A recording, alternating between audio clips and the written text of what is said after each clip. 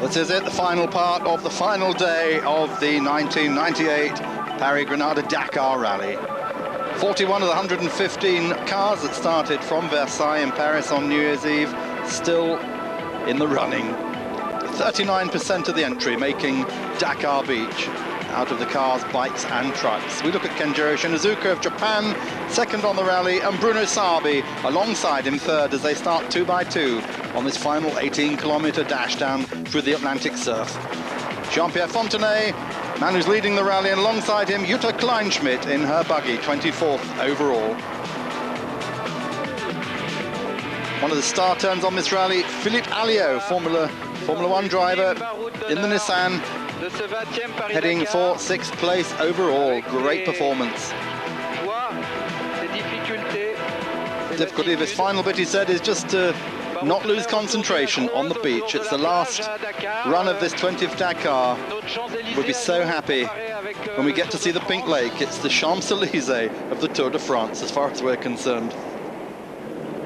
Well, Mitsubishi's, there they are, the second year running that the Japanese manufacturer and the French prepared Sonauto Rally Art vehicles have taken the top 4 places, and 5 wins for Mitsubishi, making it the most successful of all the manufacturers over 20 years. Peugeot took 4 wins, Citroën took 4, Porsche took 2, Range Rover 2, Mercedes, Volkswagen and Renault 1 apiece. So Mitsubishi go into the record books, just as do Yamaha and Stefan Peter-Hansel.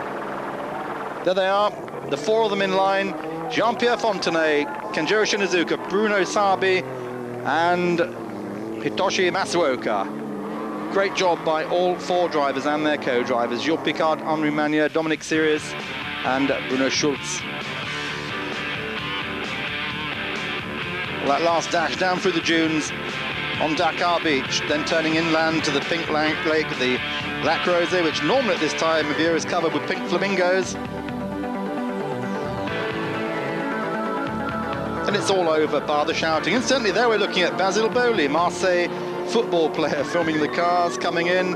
Man at the top of the French league last year, at home in Dakar for the winter.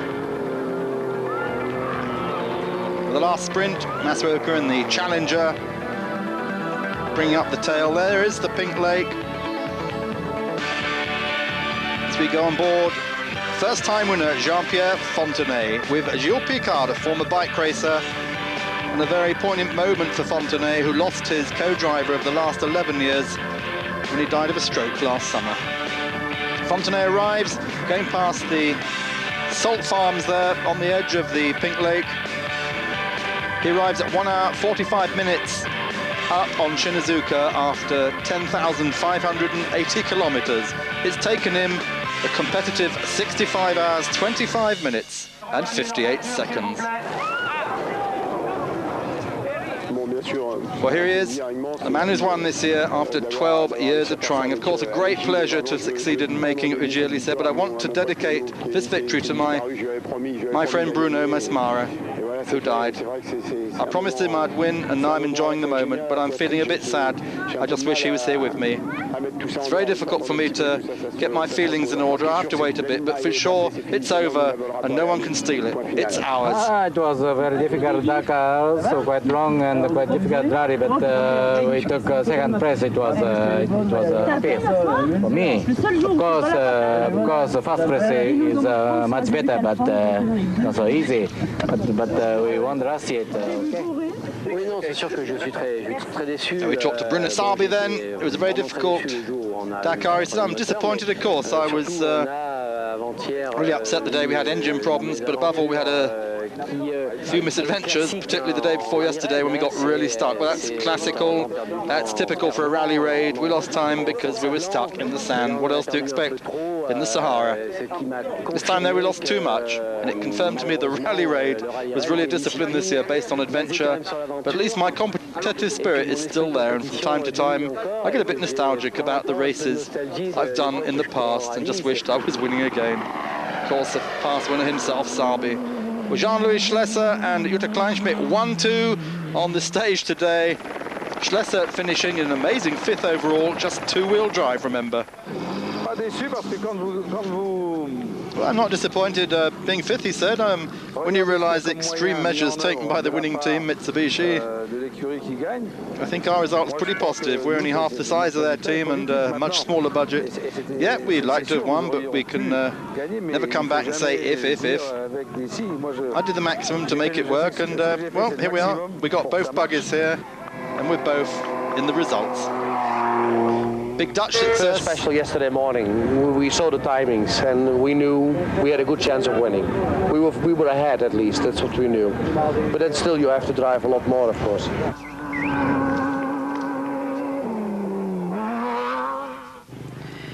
Ja, jetzt sind wir 18 Tage unterwegs mit meinem Well, Jutta Kleinschmidt, who actually finished on the leaderboard in 24th with Britain's Matthew Stevenson, saying, well, these are 18 days on the run. My car did well regarding all the stages, only some little things were damaged. One time our windscreen broke, a couple of times we bent the front of the buggy.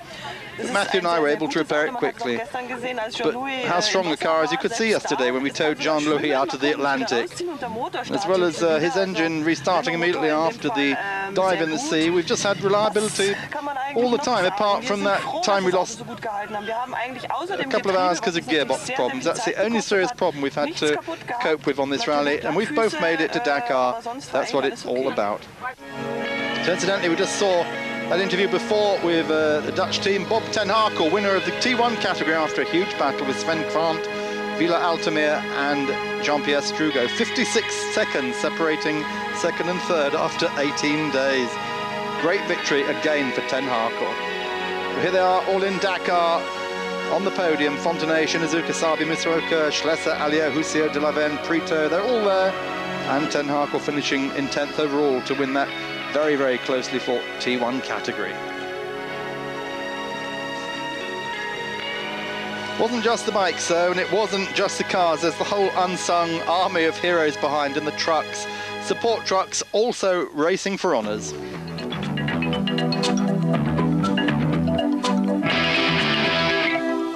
And the trucks again won this year by the Tatra team from the Czech Republic. Karol Leprez, his fourth time he's won for the trucks on the 100th anniversary of Tatra. A big battle fought honourably throughout the rally. Gilberto Ferzino in the Mitsubishi lead truck, having dominated much of the rally till he got heavily stuck on the run into Gao. And here he is, Karol Leprez, fourth-time winner with Stakur and Churma. 5 hours and 3 minutes ahead of Japan's Sugawara in the Hino Hino Ranger. Klaus Bell for Mercedes coming through on the run to Dakar, and there they come, all the Mitsubishi support trucks, Mercedes, Tatras, everyone. 8 trucks out of the 39 starters finishing here. A sight you don't see very often. 4-wheel drive trucks charging alongside the Pink Lake. So to all 8 of them, well done. There's the Mitsubishi support team, all 3 trucks still running at the end. Didn't they have some stories to tell after falling 1,000 kilometers behind the rally before the rest day?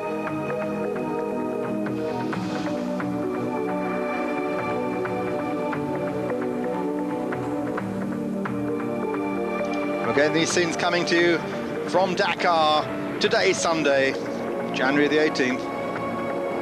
It's all over for another year, and what will the 21st Dakar bring?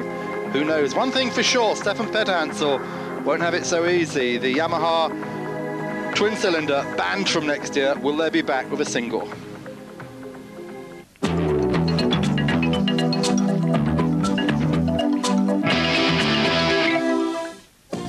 Well, there's that Schlesser buggy double that they've been waiting for the whole rally. Unfortunately, again, it's on the day that doesn't really matter. Nobody fell out today. Kleinschmidt and Schlesser taking a 1-2 from Fontenay. Fontenay winning by 1 hour 45 minutes from Shinazuka, 1 hour 59 from Sabi, and 5 hours 55 from Masuoka. Schlesser and Alliot 8 and 11 hours respectively down. There's confirmation of the truck results.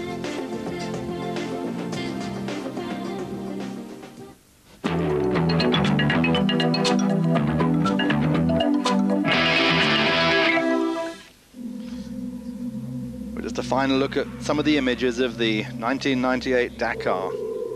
Will Petance be back? We have to wait and see for next year. And a word for the two quad riders who made it to Dakar, Etard and Van Deventer. Among the great stories that we told the last couple of weeks, myself and commentator Ben Edwards, who brought you the first week, the Japanese journalist who walked 150 kilometers back to Zverat with just water in his handheld GPS when he broke down. He then took the $100 taxi ride to Attar to rejoin the rally. It was the shootings in Gao, shooting of Mitsubishi and Tatra trucks. The Tatra truck stolen. One of those, the Mitsubishi, shot through the turbo of Koen Waters, is leader of the Belgian band Clouseau, what you might call a shot in the dark. The BMW support truck that got shot at 2 days later by the Mali army, thinking it was the Tatra being driven by the crooks. There's the German bikers who arrived in Gao to find there wasn't enough fuel for them and 15 others. They were sent back to the checkpoint before, where they found there was only 10 litres of fuel. On the spot, all 15 were out. John Deacon, the British rider, man from Saltash, sent back by helicopters, losing 2 hours.